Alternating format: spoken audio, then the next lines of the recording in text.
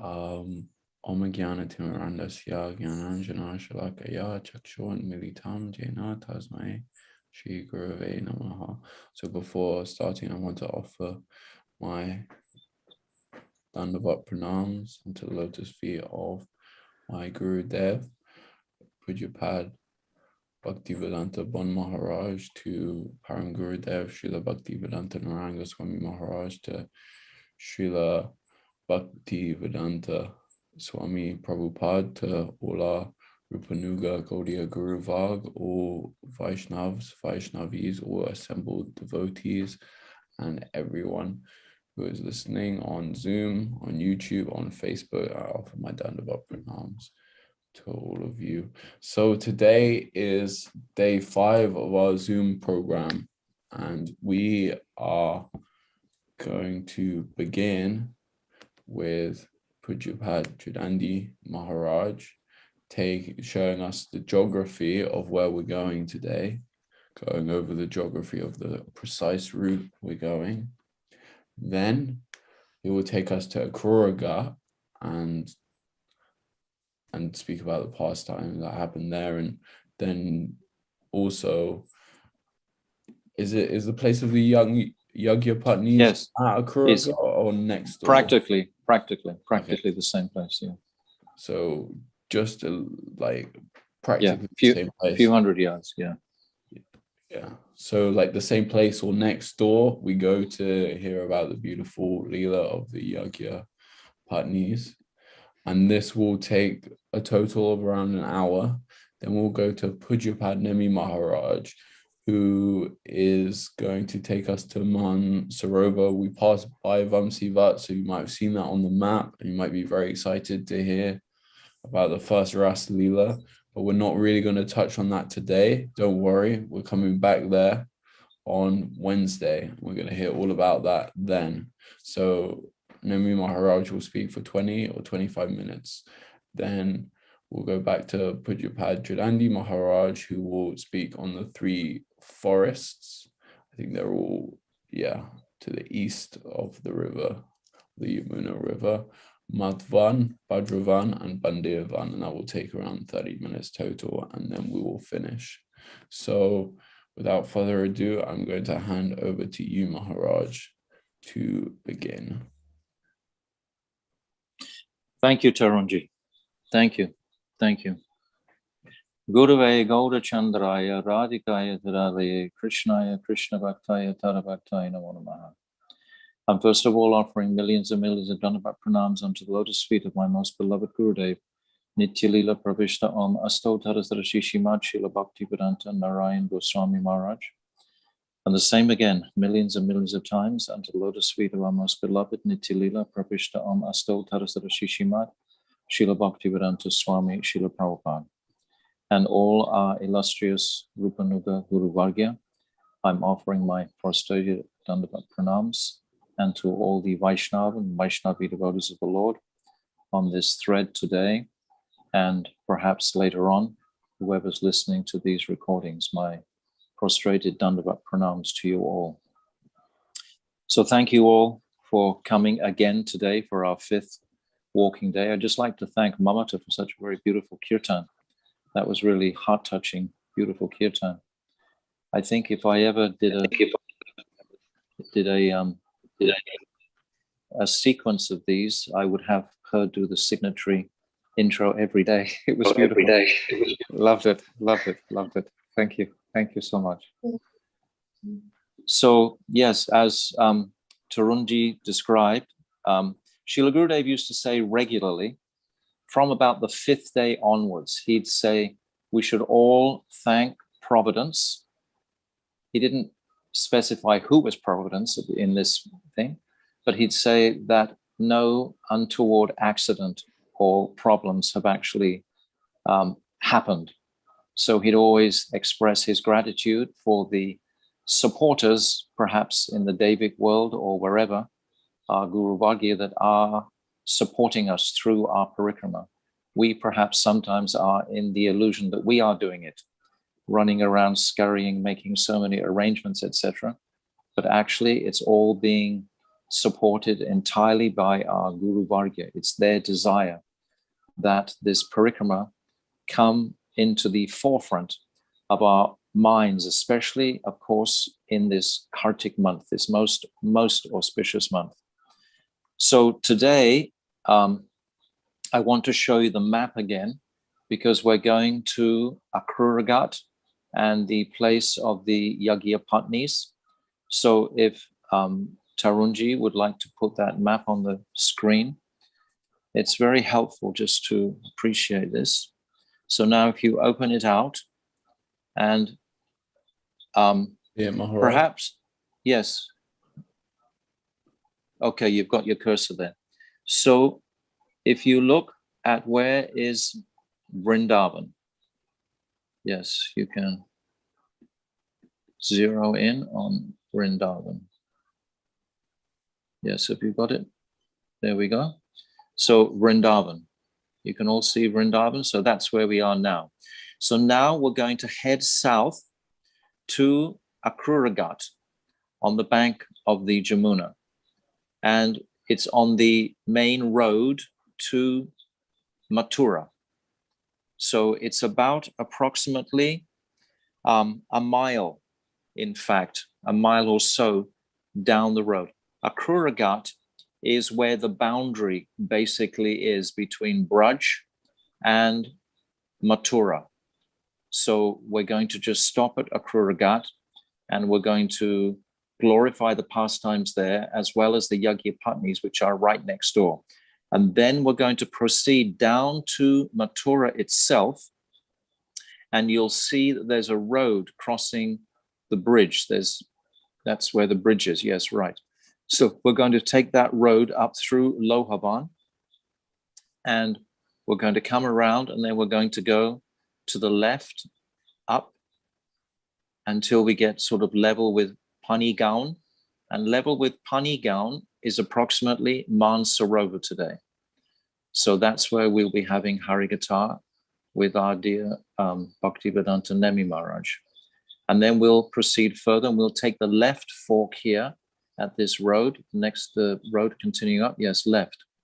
That's it. And we'll come around and we'll just touch on Matvan, because it doesn't have a lot of history there, or it has a lot of history, but nothing is especially prominent except a few pastimes.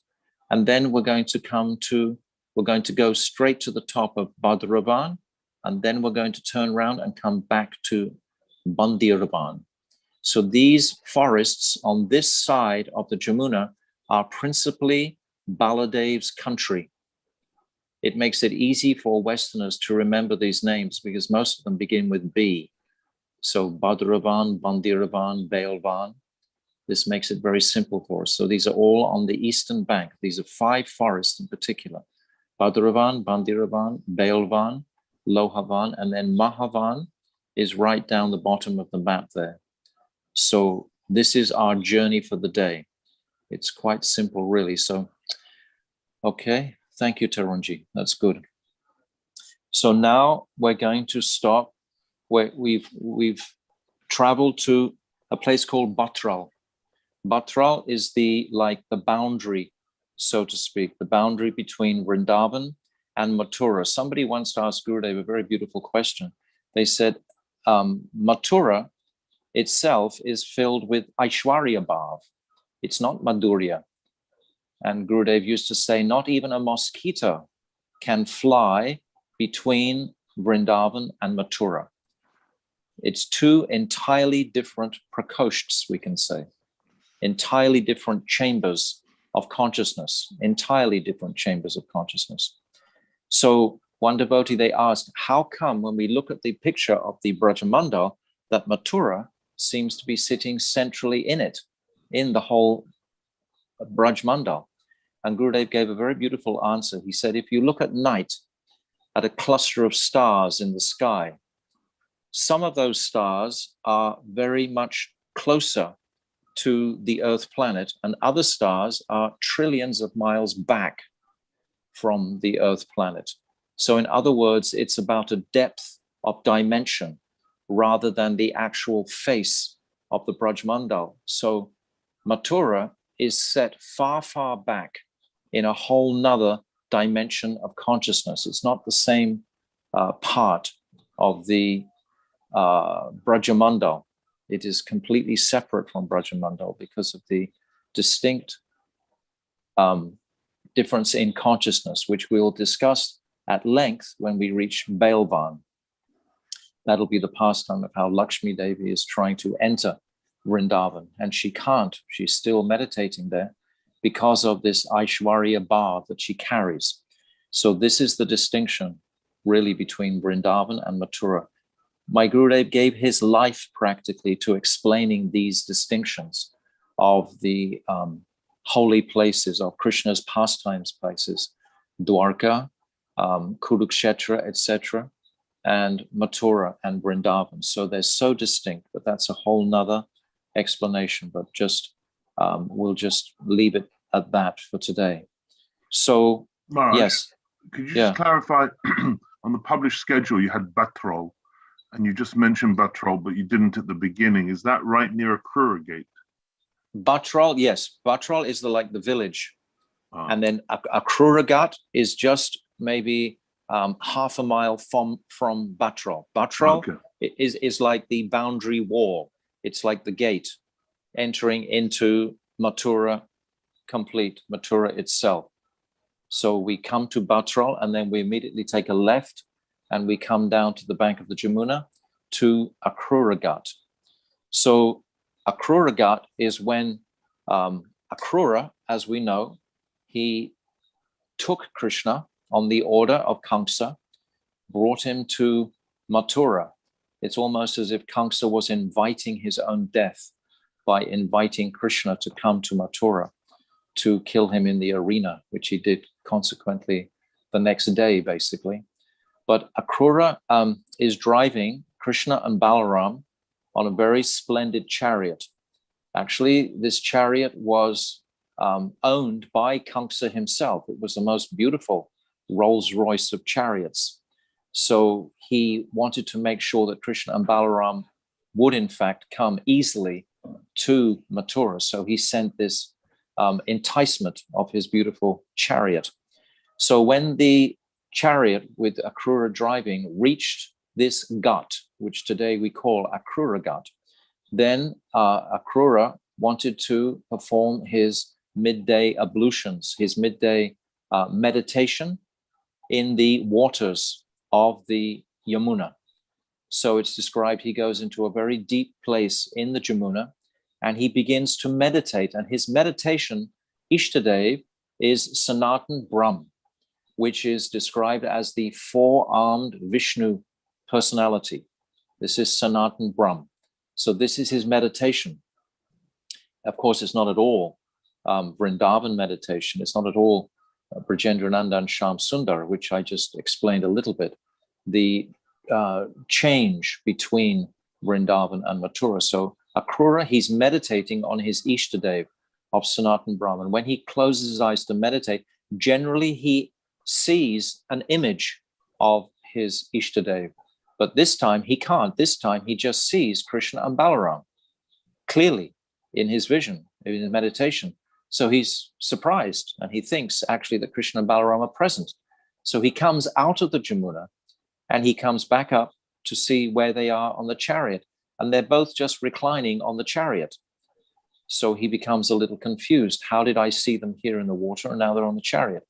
And then he returns again into the waters to continue with his meditation. And again, he sees only Krishna and Balaram. And at this point, he realizes that Krishna is the same personality as that Sanatan Brahm, as that Lord Vishnu. This is how Akrura perceives Krishna in a full Aishwarya mood.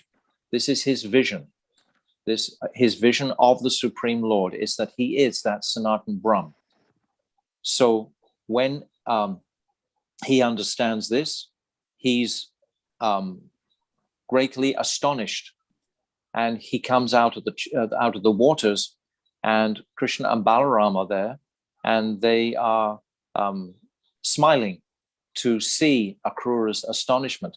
But the principal point and focus of this pastime is to appreciate that Krishna never sets foot out of Vrindavan. Vrindavanam parityaja mam ekam nagachati.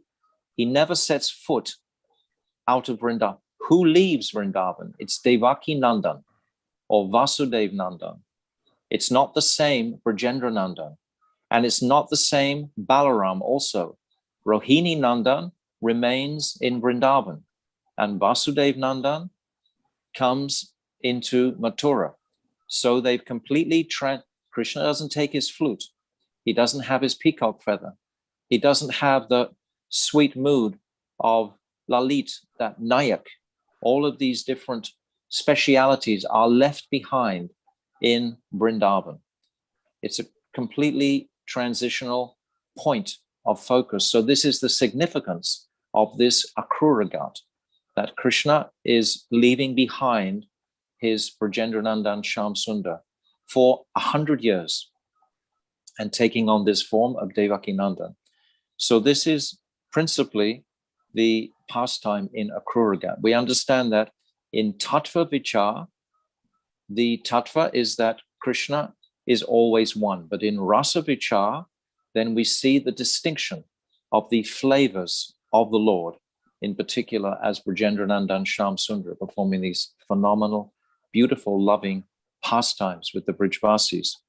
Now, also here is a pastime where Nanda Baba, he came to this place and he was performing an Ekadashi Brat. And the time for breaking the Paran, the Dwadasi, fell practically just after midnight. So Nanda Baba was taking his purificatory bath in the Jamuna. He'd been fasting from water, etc. all day, and he was taking his bath in the Jamuna. And at that time, a rather ignorant servant of Varunadev captured Nanda Baba and took him to the palace of Varuna Loka. Srila Jiva Goswami describes there's actually a tunnel there under the ground. And this demon took Nanda Baba down this tunnel and brought him out at Varuna Loka. And as soon as Krishna understood what had happened, he immediately came to this place and immediately dived into the Jamuna and came into that same tunnel and appeared in Varuna Loka. And he came into the presence of Varunadev. And Nanda Baba was being very much honored by Varunadev. And as soon as Krishna came into that assembly hall of Varunadev, Varunadev immediately stood up and was so offering words of gratitude for Krishna coming, etc., and offering very beautiful homage and praise and worship and so on to Krishna. And Nanda Baba was witnessing this. Of course, is the god of the waters and the demigod of the waters, and is great acknowledged by all the inhabitants of Vrindavan as to the demigod.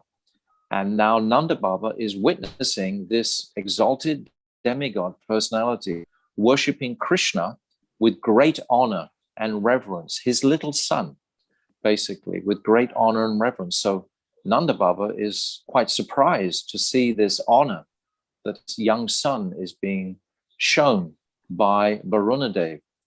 And then Varunadev, he gives many jewels and so on, because Varunadev is very wealthy, to Krishna and Nanda Baba to return back to Vrindavan. So they return back.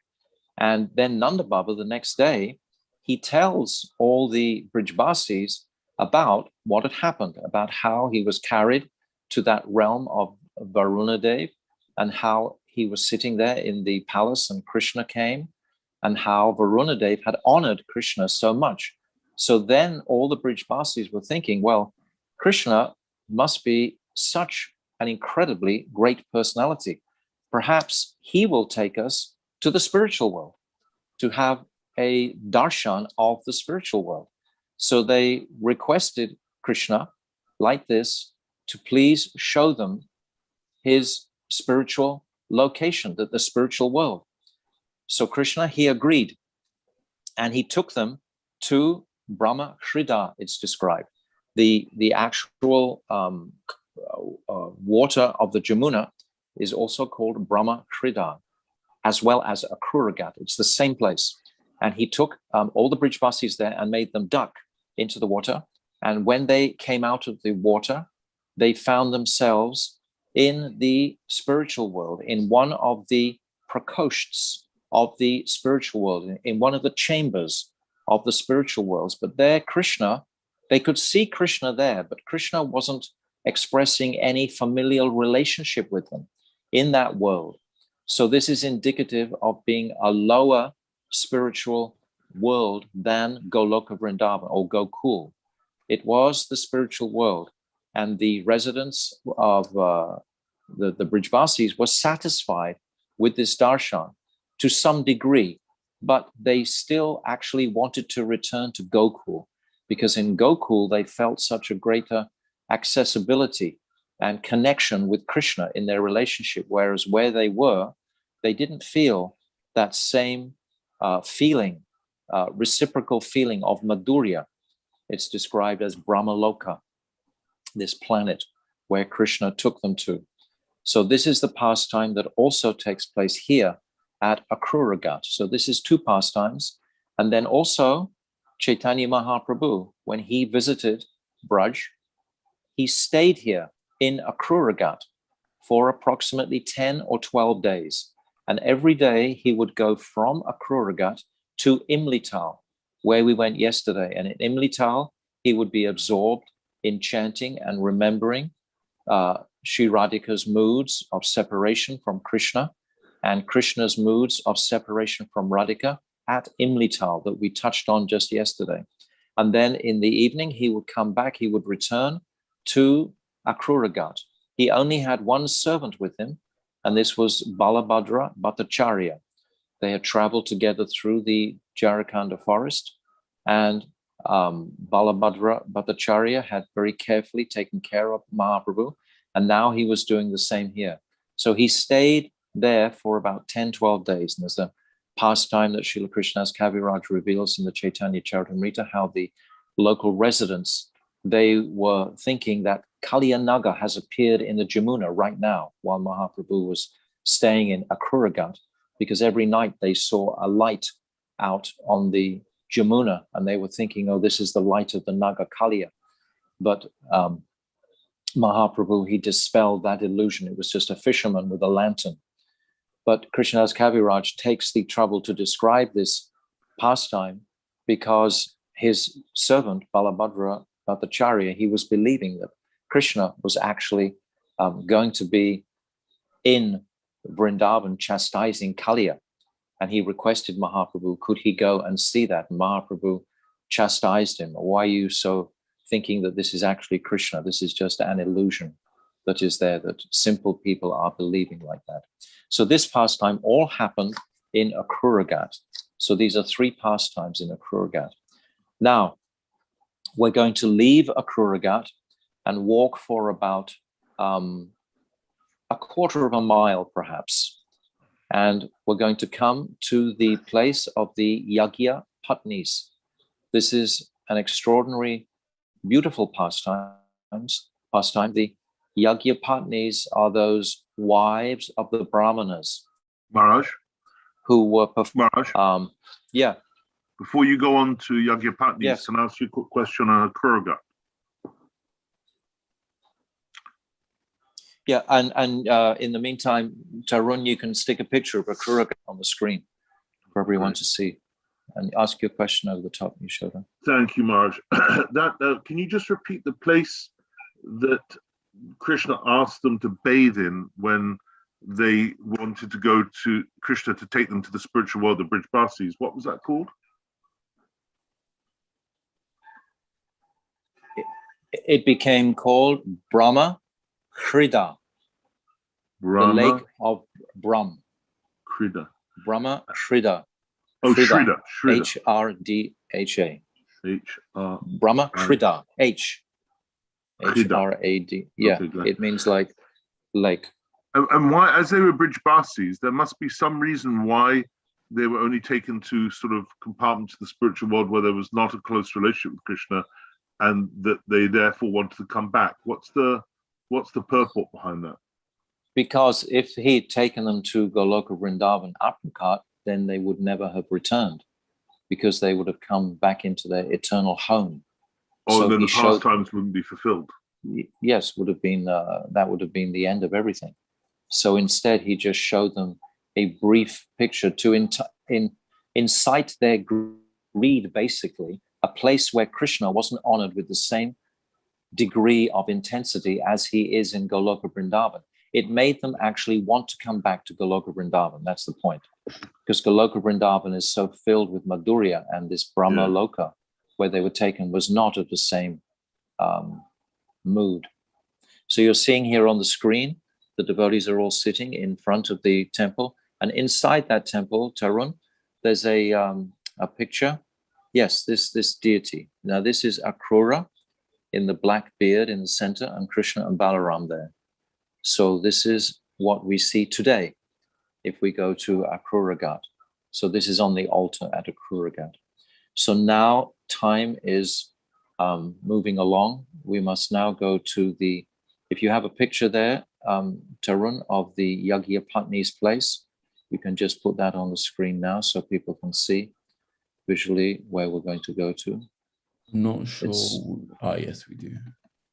Yes.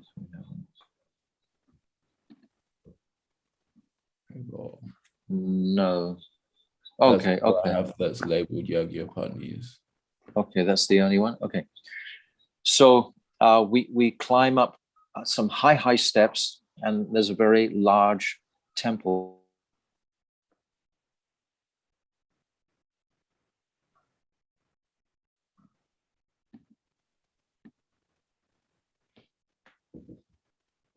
Is that just me who's lost Maharaj? No, he's frozen. Okay. Just give it a moment. Normally just a waiting game, isn't it? Yeah, it's not been so bad in terms of him coming back quickly.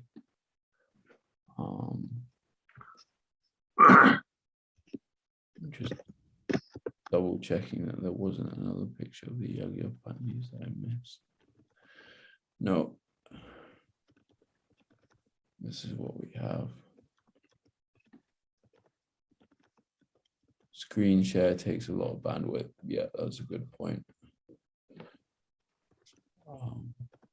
But I'm sharing the screen, not Maharaj, so that's on my end. So I'm not sure if that would necessarily affect him. Yeah, I think there's some connection, because usually when bandwidth gets low somewhere, if we all take our picture off, video off, it helps. Oh, here, he's back. He just needs to be unmuted. Sure. Should be able to unmute. Yes, okay. So you can remove that picture also now, Tarun. Okay, thank you. Okay, so now Krishna is cow grazing with the cows, and the cowherd boys, they challenge Krishna as being very hungry again, just like they did in Talvan. And they want to increase Krishna's great heroic acts by fulfilling their satisfaction of their stomachs at this point. So Krishna, he smiles and he understands actually what is on their minds here. And Krishna tells them to go to the village here where we're at now, this village of the Brahma Yagi, the wives of the Brahmanas, and request them to give them some foodstuffs. And Krishna will remain in the forest, and just the cowherd boys will go. So the boys, they all come into the village, and all the Brahmanas, the husbands of the wives, they're all performing an Agni Ras Yagya to arrive in Swagaloka. They actually want to attain Swagaloka. That's the purpose of their yagya. They're not so advanced brahmanas, and they're wanting to attain Swagaloka. So the cowherd boys, the Sakas, they all petition the Brahmins very, very politely. They prostrate obeisances there, and they request very humbly for some foodstuffs to take to Krishna and Balaram, who are just nearby in the forest and are hungry. And the Brahmanas, they don't answer. They don't say a single word to them. So the young Sakas, who are very familiar in all the yagyas, in all the mantras, etc., they explain actually to the Brahmanas that this is completely appropriate to feed someone who requests some prasadam for you at this time during your yagya. It's not going to impede the result of your yagya. So you should, they make the request again, and still the Brahmanas, they don't answer. So the boys, they go back to Krishna, quite dejected. And Krishna, he laughs. And it's described that a beggar should learn to tolerate, and a beggar should not expect to have all his desires fulfilled. So therefore, Krishna humorously laughed. And then Krishna said, now you go to the wives of the Brahmanas and you beg some prasadam from them. So then the Sakas, they go to the wives of the Brahmins who have been busy cooking, etc., preparing many, many preparations for the yagya itself. And as soon as the Sakas come into the company of the Brahmin wives, they express that Krishna and Balaram are just close by and are hungry. And to their astonishment, most of the Brahmani ladies, they all faint right in front of the Brahmanas. They all just pass out when they hear Krishna's name and that he's hungry. And then they manage to revive themselves and immediately become so excited and happy to fulfill this request of Krishna. And they've heard about Krishna. They've heard about Krishna from the flower sellers, from the betel nut sellers, and they've heard about the glories and sweetness and speciality of Krishna. So they've completely actually given their hearts to Krishna. For many, many years, they've given their hearts, and they've been hoping to have darshan. This is why Krishna has come to this forest, to this part of the forest, of the Vrindavan forest. He's come here today to give darshan to the Brahmin wives. So the wives, they very quickly, they collect all these foodstuffs, these pots, and they place them on their heads, and they quickly go to the forest. And of course, their husbands and their sons and the elders are all trying to stop them. Where do you think you're going? How you can possibly leave here now? You're taking all this prasadam away. This is completely incorrect activity to do. So, but the Brahmin wives, they completely neglect the restrictions of their husbands and the elders, just as the gopis did when they ran to the forest to meet Krishna. They took that total separation mood from their material lives. Basically, they left their material existence behind because they were all thinking, we will never be allowed, we will never be welcomed back in our village because we've transgressed the orders of our husbands and our sons, etc. In the same way that the gopis, when they ran to the forest with complete abandonment and complete dedication just to Krishna, leaving behind all of their material lives, basically. So when they come into the forest, then they see Krishna. And Krishna is in an astonishing pose. He's in his threefold bending form, his Tribhanga form, and he's twirling a lotus in his hand. And this lotus is signifying to all the Brahmin ladies, oh, I am taking your hearts and I'm swirling them around. And it's also signifying that Krishna's heart is swirling around on meeting these beautiful Brahmani ladies. So then he welcomes them and tells them to sit down comfortably. And then he asks them, of course, why they have come to the forest. And they say, because they want to be with Krishna. And Krishna says, actually, this is not appropriate for you to be with me. Just that's exactly the same way that he says to the gopis in Pranaya Gita, which is about 5 chapters on from here. in chapter 29 when they come running to be with Krishna for the Ras Leela. But Krishna here, he rejects the company of the Brahmani ladies. And it's described that a mood of Aishwarya has actually entered into the hearts of the Brahmani ladies just momentarily. So they are seeing Krishna in something of an Aishwarya mood. So this is their obstacle in actually being allowed to remain with Krishna. They petition him and beg him also, just like the gopis did, with many, many verses, many piteous petitions to Krishna to allow them to please remain with him in the forest. And they will just take Krishna's discarded garlands, they say, and they will just sit there. They won't interfere with his pastimes with the gopis of Braj, but they just want to see, they just want to have darshan of Krishna. And Krishna refuses them. So they have to return. But they say to Krishna, our husbands and our sons are never going to allow us to come back into their company again, because we've broken all dharmic regular coming here against our husbands and sisters.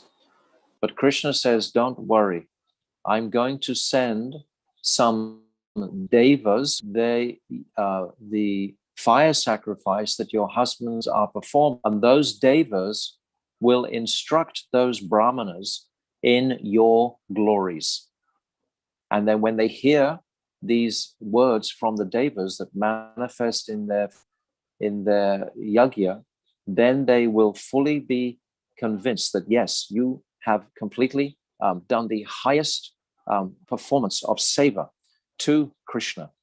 So this is actually what happens when the Brahmani wives, they return after their short time with Krishna in a very beautiful darshan and exchange they're having with Krishna. Krishna doesn't let their desires become unfulfilled. They come back extremely nourished by Krishna's darshan, etc.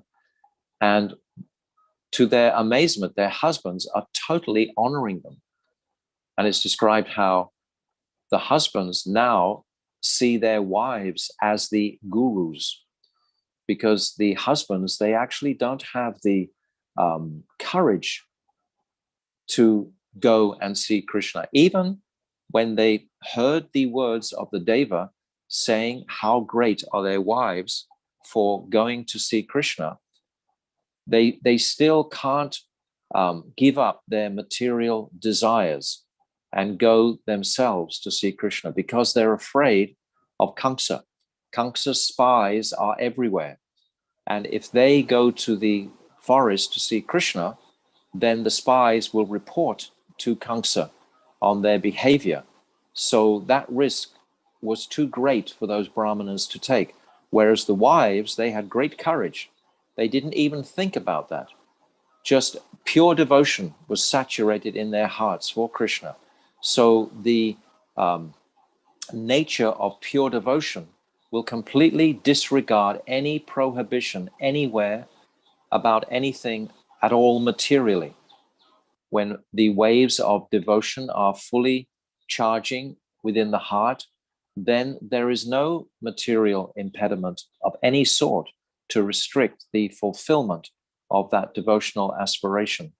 So this is a very beautiful pastime, a very warm, loving pastime that Krishna has with these Brahmani ladies, which he obviously can't incorporate into the Ras Leela, which is filled with cowherd women. Cowherd women and Brahmani women are completely different. They have a different mood and value. Nevertheless, the devotion of the Brahmani women was completely pure. So Krishna had told them, you just need to meditate on me. And when you meditate on me, I will always be closely within your hearts. So you won't be feeling any separation at all. So in this condition, the Brahmani ladies became somewhat pacified and they returned to their homes, but they never had any more connection with their husbands after that. They just lived separately, practically, most of them together, and they would just glorify the Lord fully. Whereas their husbands felt quite shamed by the strength of their wives' devotion. And so this is the pastime that is much more extensive than I've described. I've just described it very, very briefly for time's sake. Actually, on these parikramas, if we're going on the regular parikrama, we practically don't have time more than like 10, 12, 15 minutes maximum at each holy place we come to, because we have to do a lot of traveling in the bus, etc. But of course, on the virtual parikrama, we're blessed to have a lot more time, so we can go into a lot more details. Nevertheless, we still today in particular have quite a circuit to achieve before we go back for our lunch. So this is the pastime in Akruragat and the Yagya Patni's Stali, the place of the Yagya Patnis. So this is a very powerful pastime, in fact. And its placing in the Bhagavatam is intriguing, because just after the rainy season chapter, which is chapter 20, it's like all the childhood pastimes of Krishna are previous to that. And it's after this chapter 20 that all the beautiful, sweet Rasik chapters begin to unfold from the lotus lips of Shukadeva Goswami. So he's described this pastime. So today I'm begging the mercy of my beloved Gurudev to have the mercy that to be a recipient of some of the compassion that the Lord demonstrated towards those wives of the Brahmins by giving them his glorious darshan. So I'm begging for the mercy of my Gurudev to please infuse these leelas strongly within my heart. Jai Vanshakapa Trubhyascha Kripa Sindhavevacha Patitanam Pavanibhyo Vaishnavebhyo Namaha. So now we're going to go to... Before we move on, one question about the Aishwarya, that hint of Aishwarya mood in the women. What I didn't quite get the dynamic as to how Krishna managed to help dissipate that mood and turn it purely into Madhurya. What happened ontologically? He already, that Aishwarya has been purified by their act of leaving behind their Brahminical identities. When they refused to submit to their husbands, etc., this is completely adharmic, we can say. It's against the regulative principles of a Brahmin. So in that sense, they gave up all their Brahminical nature to come to Krishna completely, leaving it behind. But nevertheless, Krishna, and with the help of Yogamaya, Yashoda is actually the answer to your question. Yogamaya manifested some flavor of Aishwarya in their hearts to keep the Brahmin ladies in check and to help them return to the village. They couldn't transgress Yogamaya's arrangement because it wasn't compatible for the Brahmin ladies to remain with Krishna. Do you understand? So that they could keep, it's a way in which you can kind of keep Tattva and Ras functioning together. Yes. So externally they could go back, but internally everything had changed. Yes. That's beautiful. But Krishna gave them the principal ingredient of meeting in separation, that they would always be with Krishna in a separation, because they just had his darshan. So he would be with them eternally within their hearts. Yes, very, very beautiful pastime to reflect on. I have a question as well, Maharaj. And please forgive me if it's not a great question. If you don't want to answer it, you can leave it. I don't know. I'm still very new, so I don't know what's a good question. What's not a Bhakti good question. Vinod Thakur has said that no questions are, negative in a sense. All questions are positive and good. Tell me your question, Tara. Okay, so it's kind of two-part. Number one, what is the mood of the Yagya Patnis towards Krishna? Is it like Madhurya Ras? And the second part is, in Aprokrat Vrindavan, what form do they take? Do they also take the form of the Yagya Patnis, or do they take another form? No, in Aprokrat Vrindavan, they have their Siddhadeya, which doesn't have any Brahminical designation or Kshatriya designation or Shudra, etc. Naham Viprona Chanalakti Vaishnava Shudra. None of these bodily designations are there in Apricot. Just their Siddhadeya is there in Apricot Leela. So their desire to engage with Krishna in Apricot Leela, then they will be accepted in the group of the eternal lovers of the Lord in Braj. But for the Prakat pastimes, it was not compatible. But they had that Madhurya flavor initially. That had been manifested from their association again, their association with the flower sellers and the betel nut sellers who had come from Braj. It's only by association that this mood of Madhurya can actually come in the heart. So by that association, that mood had come in the heart of these Brahmani wives. Okay? Thank you, Maharaj. So I also want to say thank you for telling all of those beautiful pastimes. I didn't realize so many different things happened at Akrura Ghat. There's so many like different unique pastimes of significance. They're all really beautiful. So thank you for sharing them. I didn't realize there was like a tunnel underneath that went to Varuna Loka. That was quite interesting. The principal significance of this whole place is that now we are transitioning from Vrindavan to Mathura. For a moment, I mean, the Brahmin wives are on the border. Akrura was on the border. Everything is like on the border between these two worlds of Mathura and Vrindavan.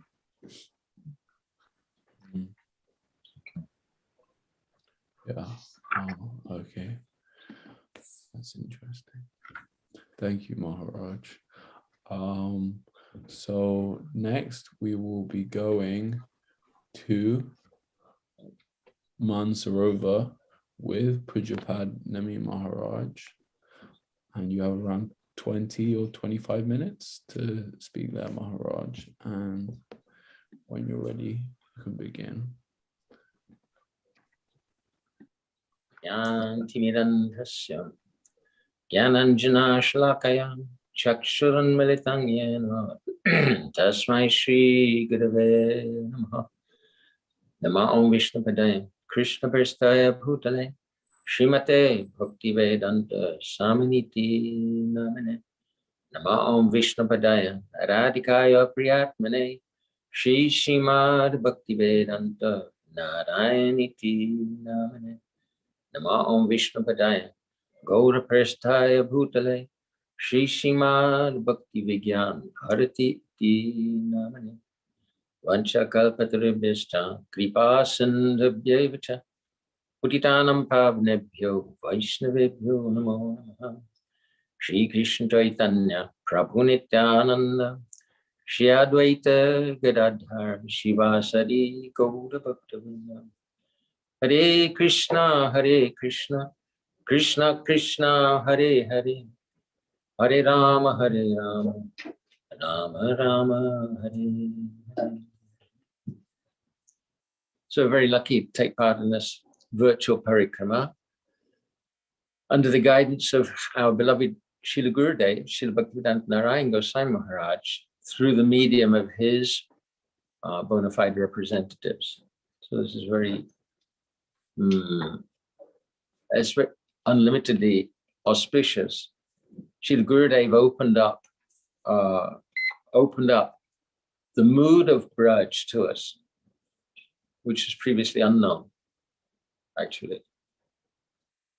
He came to the West and he explained that actually Braj Bhakti, this Braj mood, is the goal of our practice, which we practically didn't know. And he explained what it is. And he not only in a textbook way so that we could understand, but he opened it up to us. Like the first time when we went on 96, when we went with Srila Gurudev to perform Ankut, Govardhan Puja. So we knew with so many devotees are coming with their offerings on their heads, and we put the offerings out, and we knew that it was like Srila Gurudev pulled apart a curtain, and we just walked into Braj. And he was actually not just offering the offerings, but he was offering us as well. So we're very fortunate to be continuing in this line, in this tradition, in this mood. So now we come to Mansarovar. Mansarovar is not actually so far from Vrindavan. Coming in the buses, we come in a different way. But from Vrindavan, you can walk to Mansarovar in about 40 minutes, maybe like that, across the fields. And it's a beautiful journey. Mansarovar is when we first went there with our Srila Gurudev, it was quite wild. The Sarovar itself, the lake, at that time, it was surrounded by trees and full of weeds and lilies and all sorts of things. And there were just hundreds and thousands of birds there. It was just amazing. It was like a wildlife sanctuary. Incredible atmosphere there. There's an old temple. And at that time, that first time, there was quite a few of us. So Srila Gurudev gave Harikatha, he was talking about Man, and we were all in the courtyard of that old temple.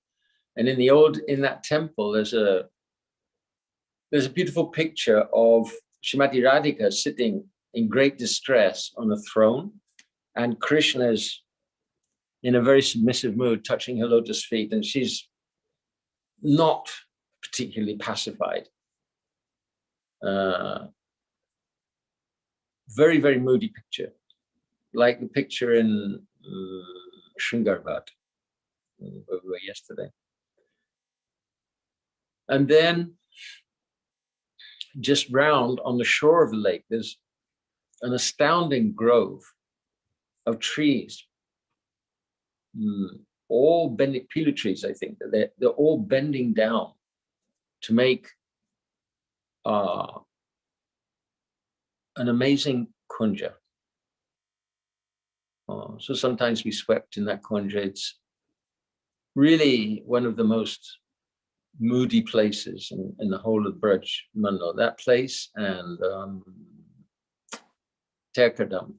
Also, there's a grove there in Tekadam with the original sand there. Beautiful places. So here we came with our Gurudev.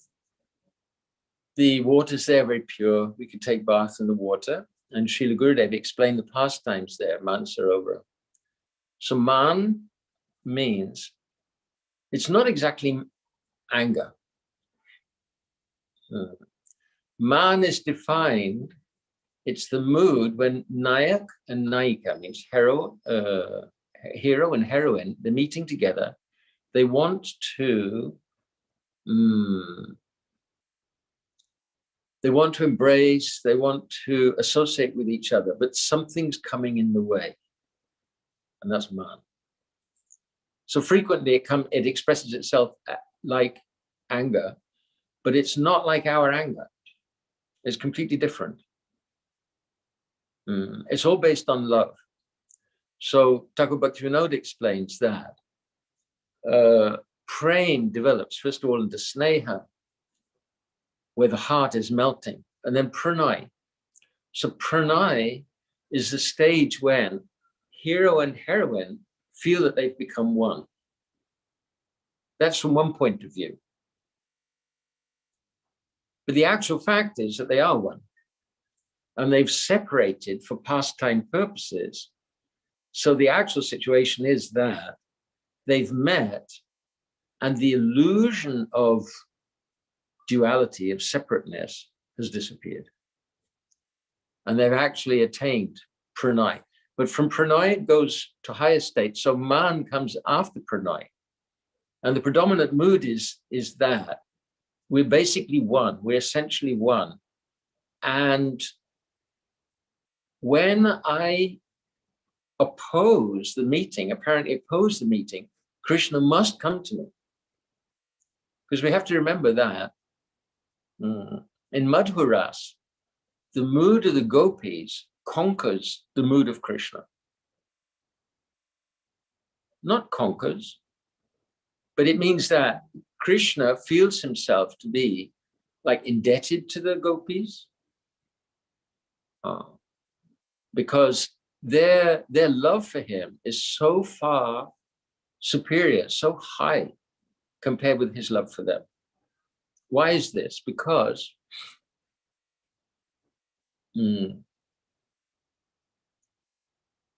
his love is many pointed.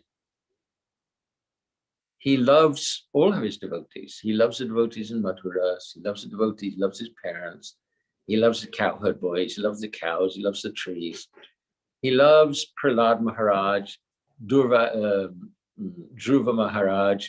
So many. He has so many moods, taking part in so many lovely pastimes. And the gopis, they're one-pointed. So therefore, their love is samartha. It conquers, it's superior, far superior. It conquers Krishna. Because Krishna can't give up his family, but they've given up their families. They're physically, quote unquote, physically, they're with their families. But they've renounced the family connections. They've renounced the family attachments. They think that there's nothing in the family compared with the love that they have for Krishna. So they're performing their everyday pastime, everyday duties. And like, Gurudev would have us sing. They're like, for example, they're smearing everything with a mixture of cow dung and mud to purify. And they're singing, Govindamodaramadhaveti, Govindamodaramadhaveti, Govindamodaramadhaveti, Govindamodaramadhaveti. So in all their activities, they're only thinking of Krishna. But Krishna is also always thinking of the gopis, but he's not giving up the moods towards his other devotees. He's not giving up his mood towards Yashoda Devi, Nanda Baba. So this man means that Krishna has to come. He has to pacify the mind. He's not going to think, well, they don't want to be with me. I don't want to be with them. It's not like that. Ras is that way that one party has to be apparently in favor. No, they're always in favor. One party has to be in favor, express a favorable mood, and the other party has to express an apparently unfavorable mood. Then there's some drama. Like Srimati Radhika will go to see Krishna. There's been some difficulty. She's been in Man, or Jyotila Kotila, they were creating obstructions. Finally, she managed to get to see Krishna. And then when she sees him in the distance, oh, I'm going back home. Because what? And he's rushing. So then it creates eagerness. So Mansarovara, of the time of the rasa dance, so the dancing, Krishna's dancing with the gopis, but then there's this mood, simultaneous, Saubhagyamada and Man. So the gopis, they're in a transcendental mood of pride, arising. It's not material pride. It's an ecstatic mood. And Srimati Radhika is seeing that Krishna is dancing with all the gopis as he's dancing with her. He's associating with the gopis as he's associating with her.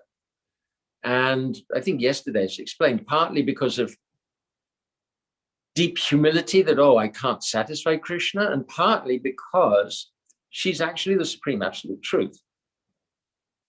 Love is the supreme absolute truth. Anyway, she's the origin of all the gopis, even Chandravali. Chandravali is an expansion from Srimati Radhika. And Thakur Bhaktivinoda says, she's limitlessly less qualified than Srimati Radhika, but at the same time, there's a mood of equality. She has a mood of equality, which is actually not true. She's not equal to Srimati Radhika, but the mood is there. So there's this rivalry. And so man arises when Srimati Radhika sees that things are not right. She's, on the one hand, she's extremely humble. And on the other hand, she knows the truth. Just like my Guru Maharaj, he's very, very humble. One day he was due to come to UK for the first time. And I forget who wrote to him, Dhananjaya or Gurudas, I can't remember, wrote to him and said, we're thinking that your appearance here will be the most significant occurrence since Julius Caesar came to Britain. And Srila Prabhupada wrote back, he said, yes, I'm thinking like that. Well, Gurudev also.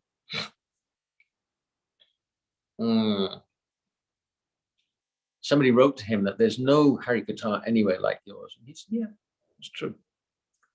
And I heard, he said on one occasion, nobody knows Shastra like I do, and nobody loves like I do. So this is like, it's a straight truth. Or when Krishna's affair with the demons, when Paundraka, for example, sends a message that I am actually the Supreme Personality Godhead, and you should give up your insignia. And Krishna just laughs. He knows who he is. So Srimati Radhika knows who she is. And anyone crossing over the boundary of that truth, that eternal truth, then she's in man. So she came to somehow or other, she came across Yamuna. The Rasa dance, we're here later on. It's a night of drama. What night? For all these things to happen, it seems like everything would have to be in a huge rush. No. It's one night of Brahma. So she came across to Mansarovar and she's crying and crying. In Imlitala, one of the dioramas there, Srimati Radhika, I think in that, but she's actually turned blue in separation from Krishna. We rarely see that. Once we were with Srila Gurudev and Srila Trivikram Maharaj, and they were discussing that who is superior, Krishna or Radha? So we know Srila Trivikram Maharaj, partly, I would say partly, to needle our Gurudev so that he would speak more nectar. He would take the part of Krishna so that Gurudev would take the part of Srimati Radhika. So they were discussing who's superior, and Gurudev said, we see Radha Nabihari, Krishna has taken the bodily complexion of Radha. Well, where do we see that Radha has taken the bodily complexion of Krishna? And Sri Trivikram immediately said, Tota Gopinath. Because there's black Krishna and black Srimati Radhika. He silenced Sri Gurudev. It's funny. So anyway, Srimati Radhika's deep, deep, deep mood of separation, deep man. This is not right. How Krishna's with the others, like with me. This is not right. It's not right.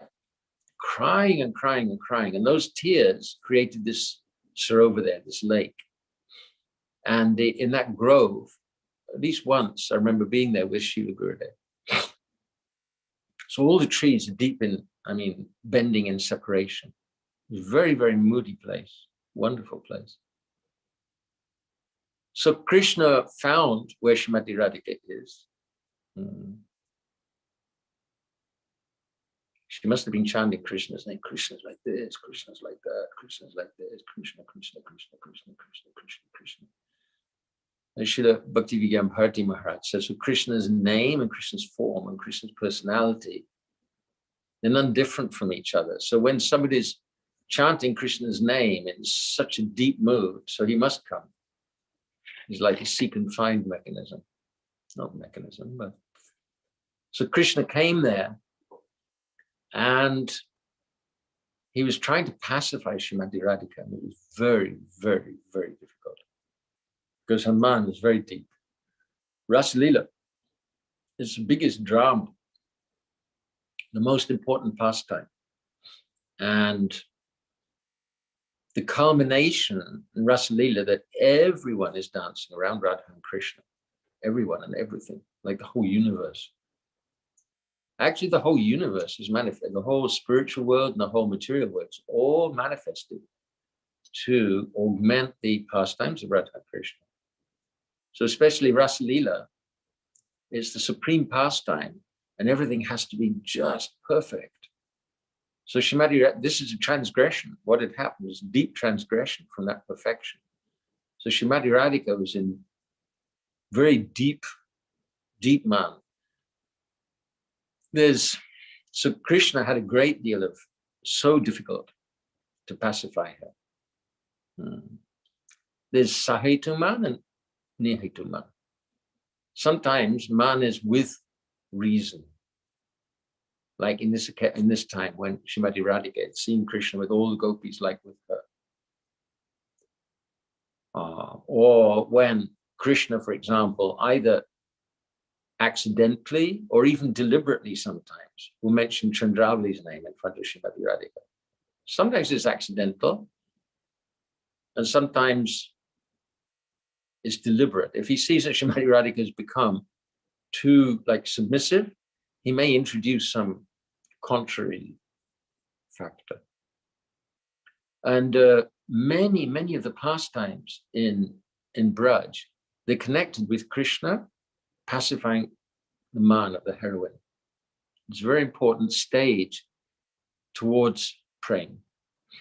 Ultimately, when Srimati Radhika is completely pacified, like at Shringarvat, so then she's Sadhina Barchika. She's subdued the hero. She's controlling the hero.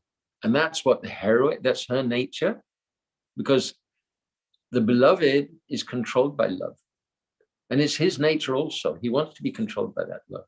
Srila Gurudev produced that book, To Be Controlled by Love. Different heroines express man in different ways. So the Mugdha heroine, she just cries. If Krishna stands her up or offends her, she won't protest, she just cries. They're young and innocent and not very experienced. And then there's Madhya. So Srimati Radhika is Madhya. Sometimes when there's cause for man, she'll chastise and rebuke Krishna like anything. And sometimes she'll apparently honor him, but she'll be talking very contrary words like, oh, you appear to be like Shiva, you should go back and worship Lord Shiva, because he's got marks on her body, on his body.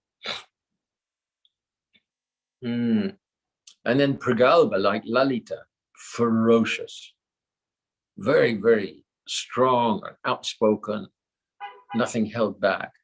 So Srimati Radhika is Madhyam. She's, but in this occasion, she's just in deep man. The most powerful medicine for man is the flute. Srimati Radhika knows that. Sometimes when she's in man, and she doesn't want Krishna to resolve the man, that's the nature of man, not coming out of here. So then she'll block her ears even so that she can't hear the flute. But on this occasion, Krishna came and he laid the flute at her lotus feet. He offered everything to her lotus feet, and gradually she became pacified. So man is resolved when the heroine laughs or when there's embracing. So gradually the two, lover and beloved, they reconciled. Srimati Radhika came out of Man and became happily united with Shri Krishna. And then they returned, and the rest of the drama of the Rasa dance took place then. On the banks, ultimately, they were dancing on the banks of Yamuna, and that we'll hear about, I think, on Wednesday. Hare Krishna, Vanchakalpa Tarubhasya Kripasa Sindhuvekha Putitan Bhavanebhyo Vaishnavebhyo Namo Namah. Hare Krishna. Very cool. Thank you so much, Maharaj. Haribol. Yeah, it's very hard to conceive these deep moods, but you know, when they're described in such a precise way,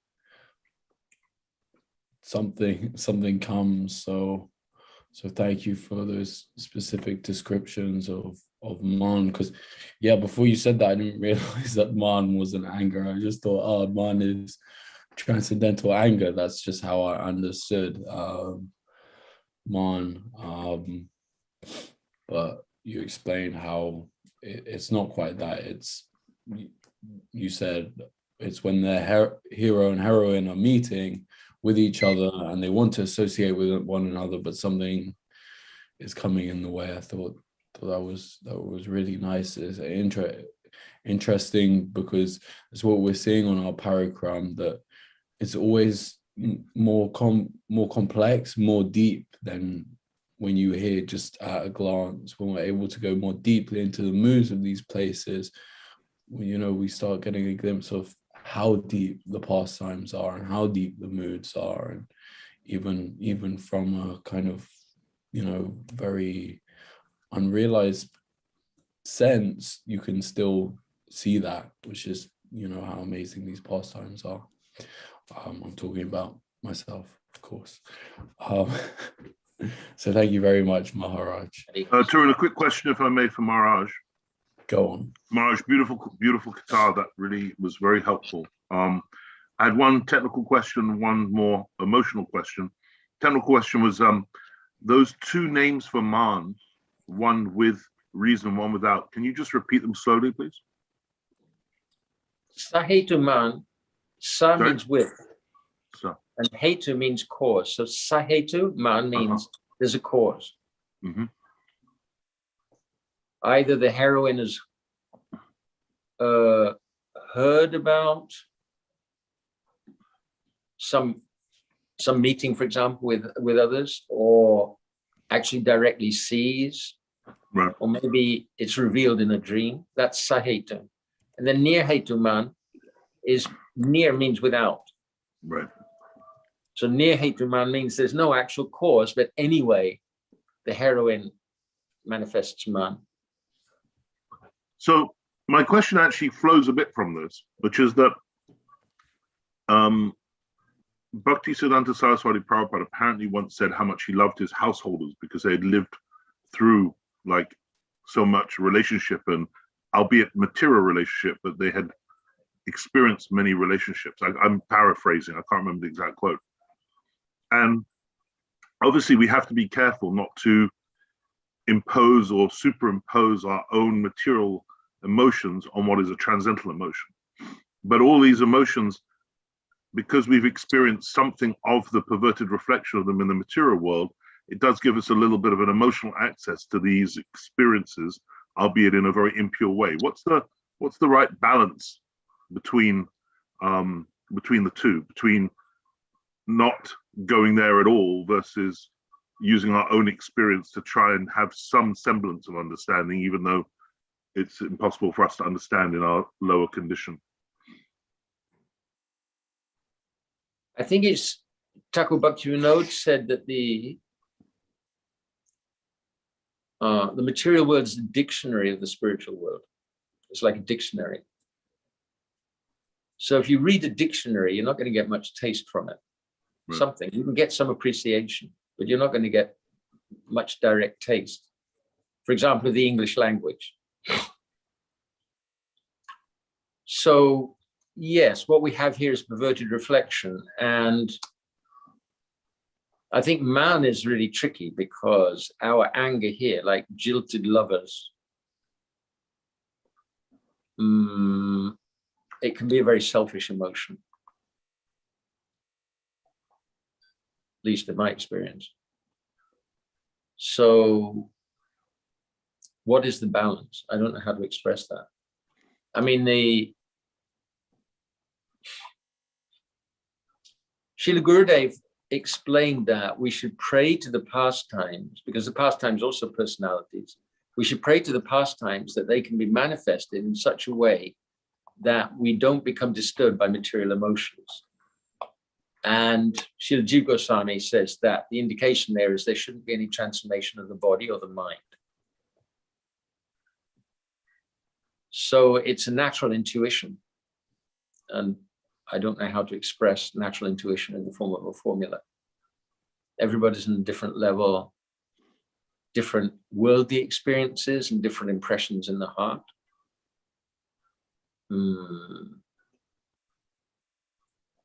Ultimately, as much as possible, we should try to associate with those who have these transcendental sentiments, either directly physically or through the medium of books or recordings or like that. And then this will come, the understanding of how to understand from our worldly point of view the loving pastimes of Radha and Krishna, for example. That it'll come naturally, and the more we engage in sadhana bhajan, then the more it will come naturally. Thank you, Maharaj. Hare Krishna. Can I add something to that? What that beautiful answer you've just given? Hare Krishna. Just Dandavas, Maharaj. Hare Krishna. I was just thinking that sometimes, like the question came from a point that superimposing our this perverted reflective experience that we had onto the taste for the pastime, right? But if we always are principally in Chaitanya Mahaprabhu's explanations, etc., is one of service to the pastime rather than trying to consider, oh, when will my anubhavs arise, or when will my sattvika bhavs arise, etc. Rather, we are always thinking just to how to serve those raga atmika gun in the spiritual world. So that's just another aspect of the answer that you gave, just another part of that. Makes sense what I said? No. Yeah. Yeah. Yeah, that stops us from getting kind of like indulgent in our approach. Yeah. It's for the service. It's like Guru is the That's really greatest servant of those.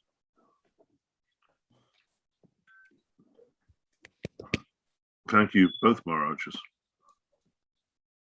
Thank you for the question. Without these questions, how can we actually churn it a little bit? Yeah, which is a good reminder on the subject of questions. If you do have questions throughout the parikram, you can DM me in the Zoom chat, and if we have time, I might be able to ask them. So is that correct, Janani Maharaj? Yes, yes. Okay, so that's for anyone, but better you send them to me just directly so that the chat doesn't get sort of what's the word, overwhelmed or anything like that. Easier to filter.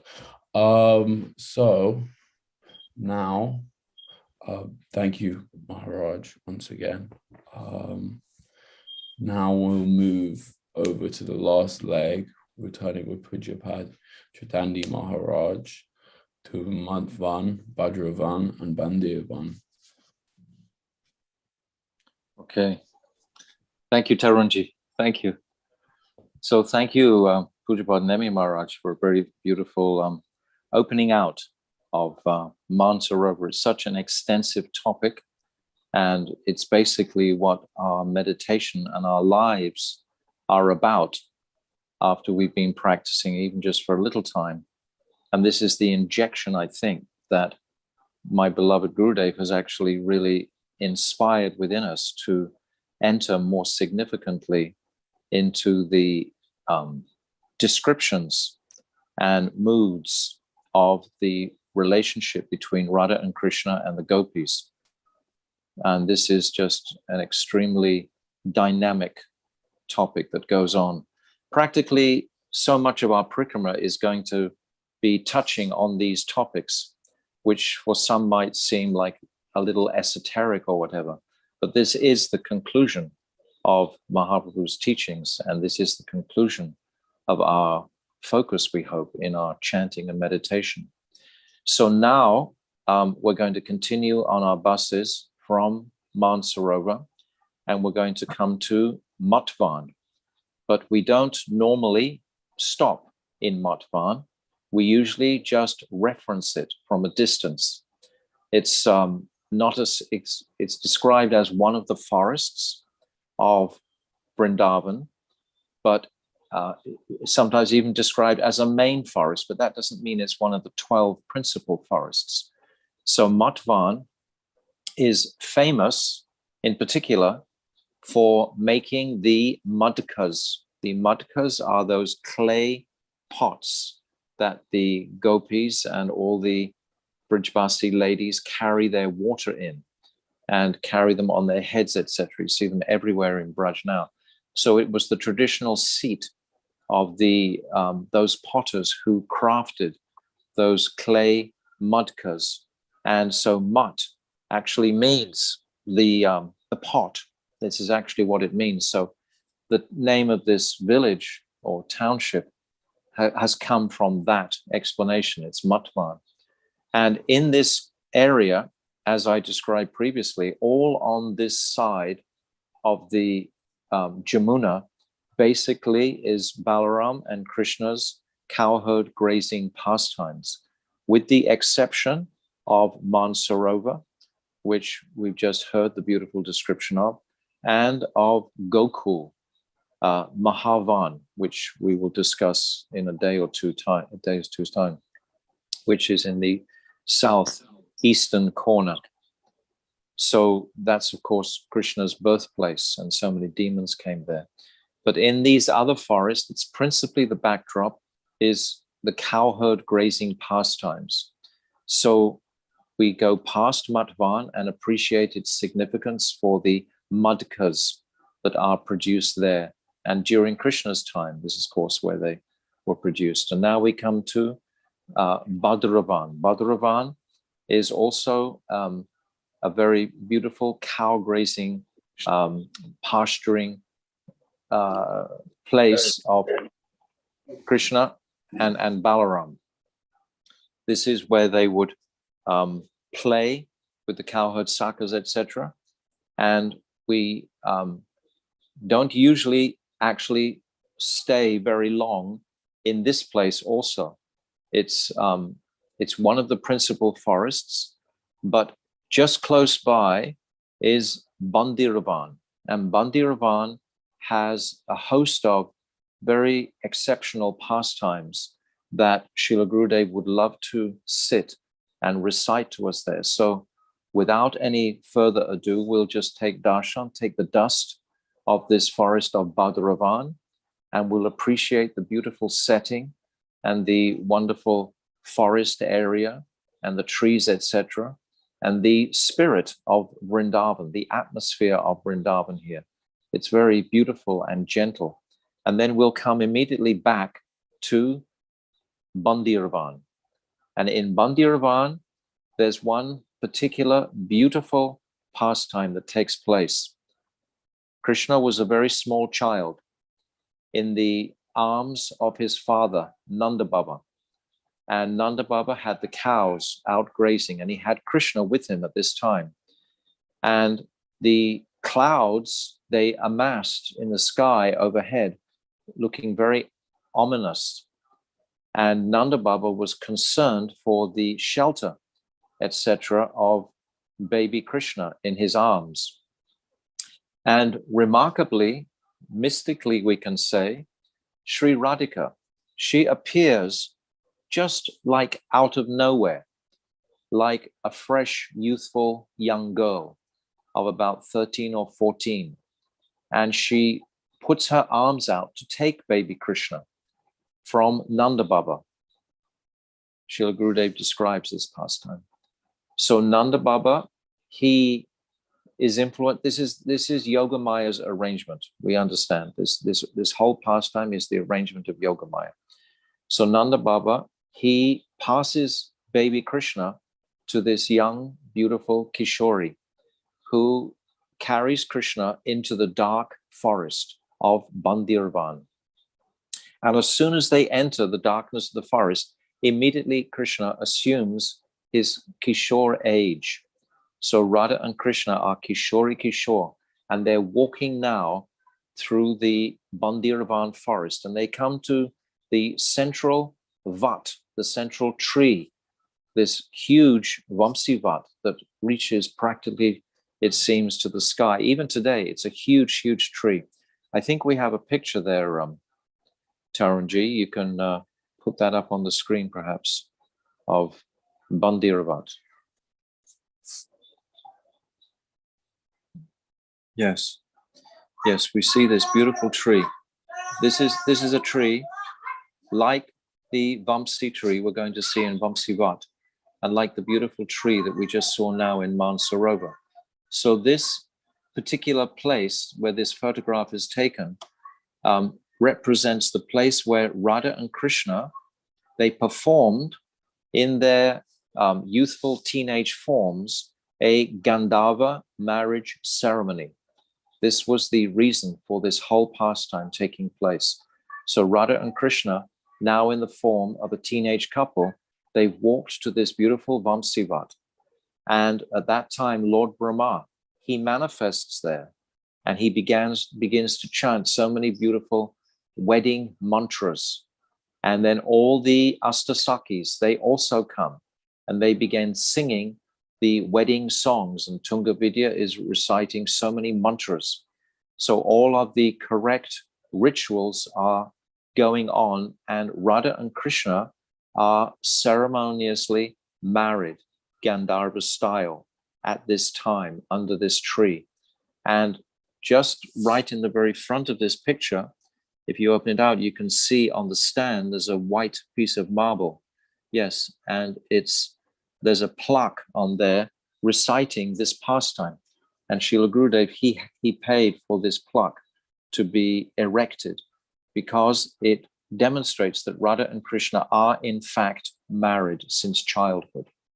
So this creates a special dynamic in the pastimes later on, when the two of them actually have performed this Gandharva style, because no one else is present except these forms in their spiritual bodies, in their apricot forms. And Lord Brahma has manifested. But it's not like the general people came and witnessed this marriage. Nevertheless, this marriage is beautifully celebrated at this place. So we remember this beautiful marriage ceremony that was performed. And then after the marriage, then Radha and Krishna, they return towards Nanda Baba. And then Krishna becomes like a little child again. And then Radharani, she comes to Nanda Baba and places him back in the lap of Nanda Baba. And the storm clouds, they get blown away. And then Nanda Baba takes Krishna back to Gokul at that time. So this is the pastime that we always remember. That's always described here in Bandirvan. Also, right close to where this picture is, there's a blue building in the background. Just behind that blue building, there's a well, and it's called Venu Koop. And it's where Krishna manifested this well with his flute. Krishna kills the Vatsasura, the calf-like demon. And the gopis, they accuse Krishna of killing a cow, just like when he kills Aristasura in Radha Kund. They accuse him of killing a cow, and he can't touch them. He shouldn't even come close to them. And Krishna asks, well, how can I purify myself? And then they respond that you should take bath in all the holy rivers of the world. You should take bath in all the holy places of the world, all the tirthas of the world. You should put the dust on your head from all the tirthas of the world. So at that time, Krishna manifests this incredible well, this Venu Koop, which is very, very deep. And we have darshan of this well at this particular place. And we can drink the very, very sweet water from there. And there's all kinds of benedictions that are manifest when one takes the water of that well. It's described that great auspiciousness will come into the life of that person who drinks the water or who puts that water on their heads. Even today, the mothers of Braj, if they are in need of a child, if they have some problem with their pregnancies, etc., they come to this koop. It's famous throughout Braj. If there's some difficulty in the childbirth or anything like that, they come to purify their themselves by bathing from the water from this kund. So this kund is called Venu Koop, and it's just behind where we're looking at in the picture.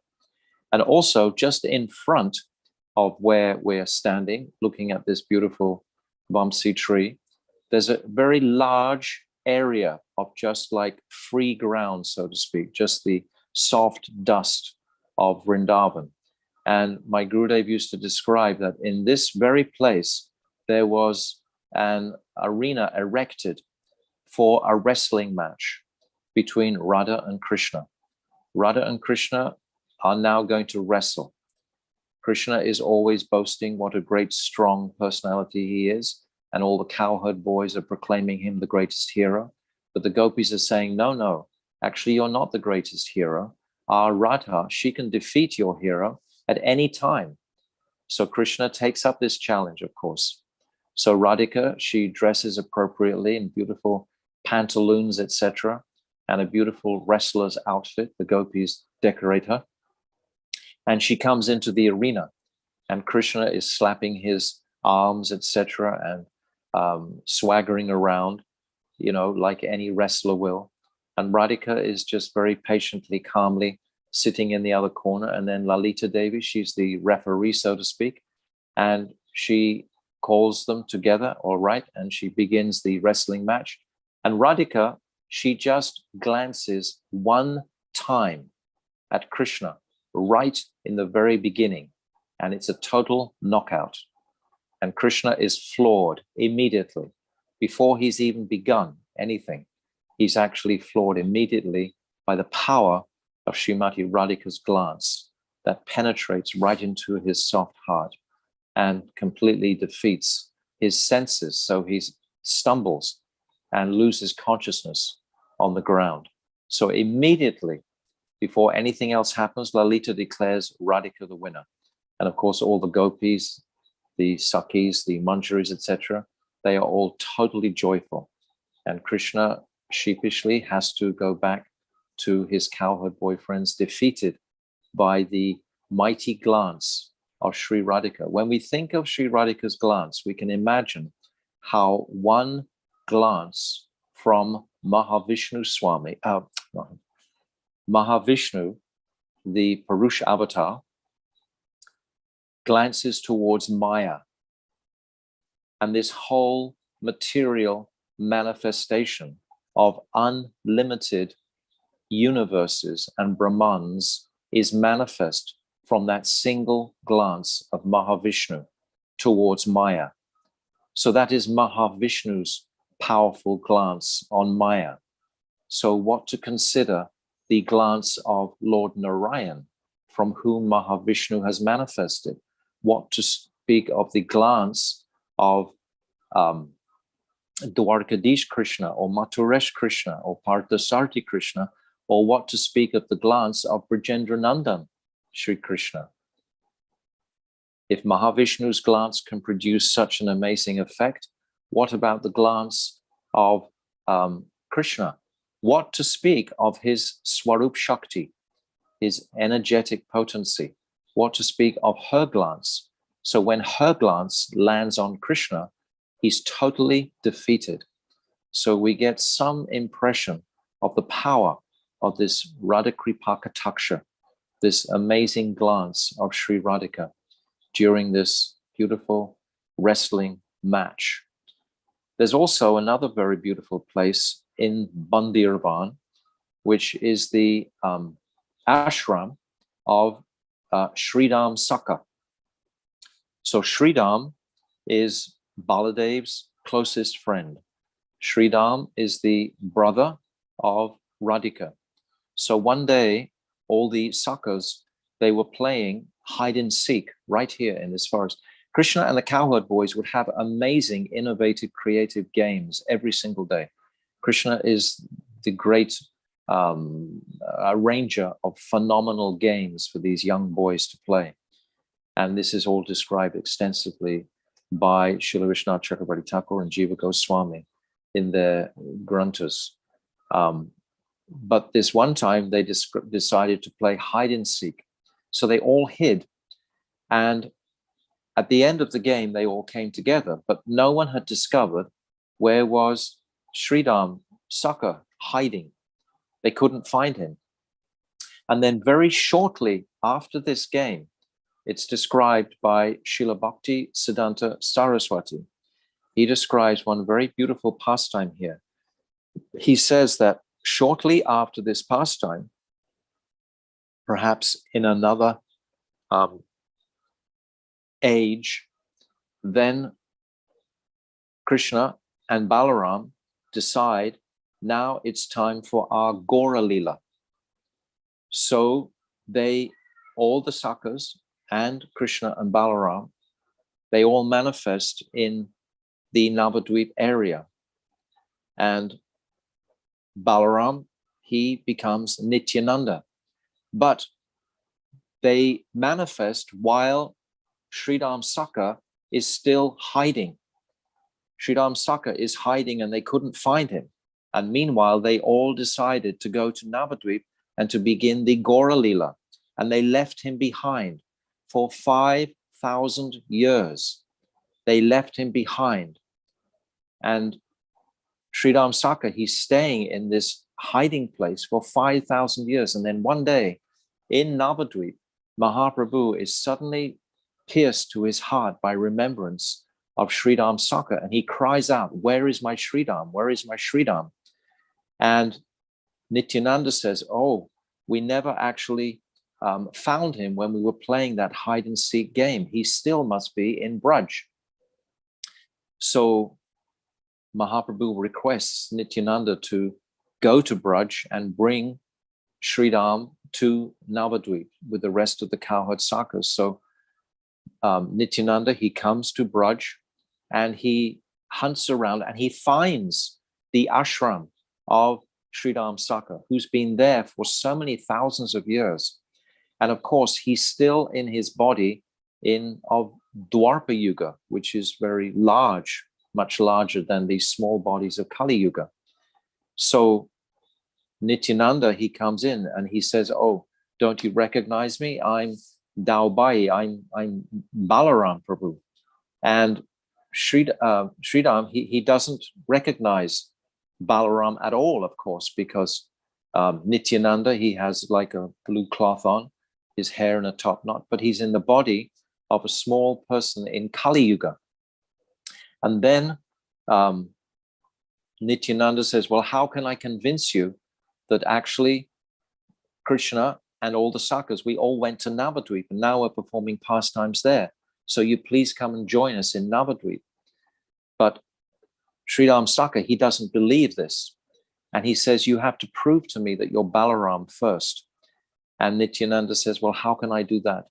And Sridham says, "Well, Balaram was the only person who could ever catch me when I ran at my full speed. So if you're really Balaram, you'll be able to catch me very quickly." So Sridham, he pulls up his dhoti and he takes off at a rocket-like sprint. And he goes around, he circumambulates Giriraj Govardhan. 4 times he goes around Govardhan at great speed. And then he's thinking, Sri Ram is thinking, no one in the world could possibly keep up with the speed that I've just ran around Govardhan 4 times. And then he just turns around to see where was that person who was saying he was Balaram. And Balaram is right behind him, totally. And then, of course, he realizes, oh, yes, this must be my dear beloved Balaram. But then he tells Balaram, or Nityananda, that he doesn't want to take birth from another mother's womb. He doesn't want to go through that pain.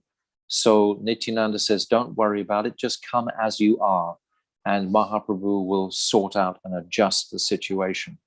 So Sri Ram and Nityananda, they go to Navadvip. And in Navadvip, Mahaprabhu is so pleased to see Sri Ram Saka. And then it's described that Balaram, Nityananda, sits on one shoulder and Mahaprabhu sits on the other shoulder. And between them, they pull his body down to a size of a Kali Yuga person, coming down from his Dwapara Yuga size. So at that time, Mahaprabhu says to him, your name is now Abhiram Das Thakur. So when we come to Navadvip and we take darshan of Abhiram Das Thakur, we understand from the scriptures that there's no record whatsoever of his mother or father. There's no reference to any sort of family lineage in Navadvip. So this is the pastime that Srila Bhaktisiddhanta Saraswati relates about Sri Ram Saka manifesting as Abhiram Thakur in Gaur Lila. But this pastime began from Bandirvan, where we are today. And where we are today, we visit every year with our beloved Gurudev. We would visit this ashram of Sri Ram Saka, and it's an incredibly beautiful ashram. Somehow or other, the Babajis have managed to maintain it very, very beautifully. It's all swept very clean, and there's water is sprinkled with cow dung on the different little ashrams that are there. And there's beautiful, huge trees, and it's very close to a Rasa Lila pastime place, which is just close by. So this Sri Ram ashram, we always go and visit. So this is the story around this. This was the secret hiding place where Sri Ram was hiding out when they were playing that game. So this is the pastime that we hear always when you come to Navadvip. If we ever go together to visit the beautiful place of Abhiram Das Thakur, this is the pastime that you will hear when we go there. So these are some of the pastimes of Bandiravan. So that's the beautiful marriage pastime. That's the principal pastime. And then there's the wrestling match. And then there's the Venu Coup. And there's the pastime of Sri Ram Saka. So this is Bandirvan. This is the beautiful forest of Bandirvan, where we've come to spend some time today. So on our Parikrama journey today, we've come quite a long way geographically, but it's been very quick just going virtually. And we've heard some beautiful pastimes walking through this incredibly intoxicating, rich, lush land of Vrindavan, getting the moods and the feelings of the pastimes 5,000 years ago, remembering these pastimes. And as our Guru Vargya is always guiding us and expressing to connect with Vrindavan more significantly. So today on our journey, I think we've connected quite significantly with all these different forests on this side of the Jamuna, Bandiravan, Bhadravan. We haven't gone to Bailvan today. We're going to walk to Bailvan on another day from Vrindavan. We will just take a boat across the Jamuna and we'll walk. And then we've come through Matvan today, and we've touched on Mahavan today, and Lohavan we'll go through on another day. So these are the forests that we've traveled through today. So taking the mercy of all the Vaishnavas, I hope you feel that you've had a satisfying parikrama today of these beautiful locations on the eastern side of the Jamuna. Jai, Brajamandal Parikrama Ki Jai, Gaur Premanande, Hari Hari Bol.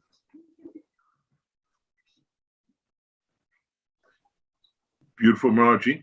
Dandavats. Can you hear me? Hari Bol. Yes, yes. Haribol. Hari Bol. That was just totally blissful from you and Maharaj. I'm calling you the two flutes for Gurudev. Beautiful. Quick question regarding the marriage. That was a great pastime. I couldn't quite connect with what is the Rasik reason for them getting married. Why bother? Because it's Leela, because it's fun, it's beautiful, it's meaningful, it's significant, it's heartly. Everything about it is sweet and glorious. And Radha and Krishna, they desired that. There's no specific tattvic reason that I know, because Krishna, during the Brahma Vimohan Leela, he actually marries all of the gopis of Vrindavan. Purnamasi declares now is the time for marriage.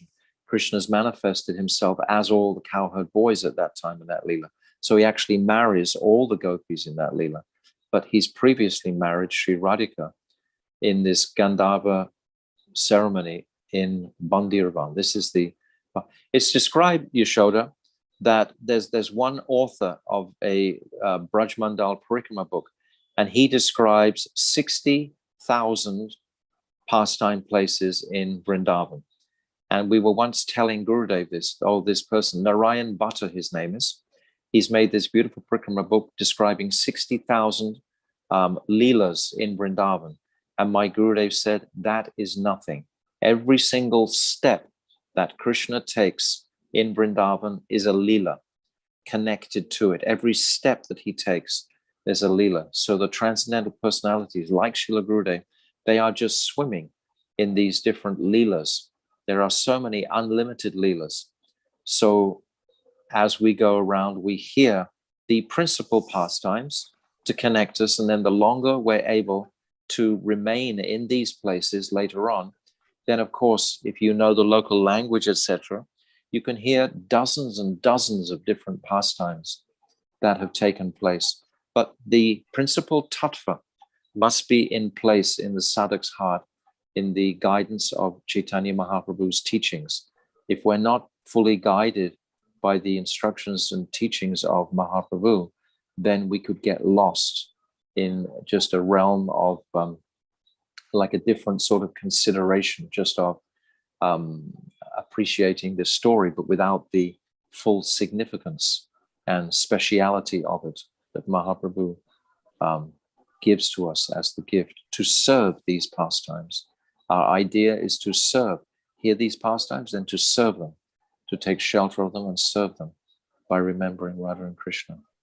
That's beautiful, Maharaj. Actually, there's an implied instruction there, is that for someone who's kind of maybe overly logical, it's nice to actually know there's actually no reason for a particular Leela other than to have Leela. It's beautiful. Yes, why not? yes. Perfect. It's like children, the same mentality. Yeah. I mean, children just play. Yeah. Their nature is to play. Fantastic. So Krishna's nature is very, very playful. That's fantastic. He's always playing. There's so many descriptions in the 10th canto by Srila Vishwanath Chakravarti Thakur of the cowherd boys, like they're chasing their own shadows, they're chasing the monkeys, they're chasing the birds, they're climbing and running on the different branches of the trees. You know, they're Krishna's just creating all kinds of phenomenal games that completely entrance them, completely absorb them, like cops and robbers, you know, stealing sheep and all sorts of games like this. And sometimes, as we're going to find out, they include a demon who comes into the part, and this is all just to enhance the fun and the heroic type nature of all the cowherd boys, as well as Krishna.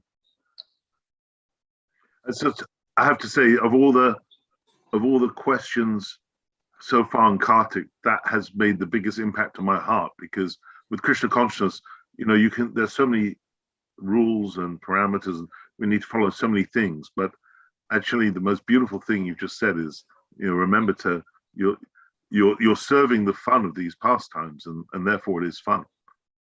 Yes, we're part of Krishna's Leela now. Krishna's observing. He's waiting for that ras to rise in our hearts. He's anxious to taste the individual rasa that each of us individually, uniquely have with him. There's no one on the planet that has exactly the same feeling that you have for Krishna. And he's anxious to taste that. And he knows that by catching the flavor of his pastimes, that our own identity with the material world is going to fade away. These pastimes are so powerful. Sure. We'll see at the end of Kartik how we're not even realizing how purified we're becoming by hearing these pastimes. But at the end, we will just have set ourselves up for a whole nother year of engagement in Krishna conscious activities by following this Kartik Vrat. Beautiful.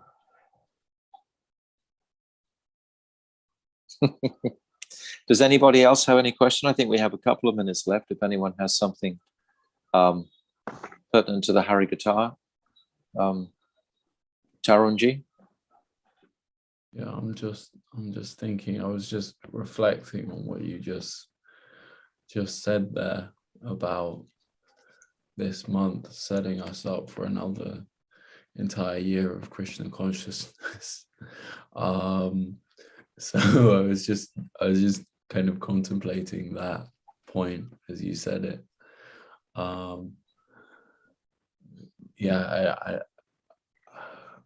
want to say that's such a beautiful and deep consideration. In terms of questions. Anyway, I can ask you all a question. I'm just wondering how you're familiarizing yourself with the geography of Vrindavan, because I'm convinced that if we get familiar with where is the Jamuna flowing, where are the different forests in relationship to each other, and how is this going to help us to enter? Vrindavan is our eternal home. If we suddenly go there, if by some miraculous fortune, and we don't really know, how to get to Nandagan, how to get to Varshana, that won't be so good. It's good to know this geography. Sure. So oh, look at this. Oh, this is Vrindavan itself.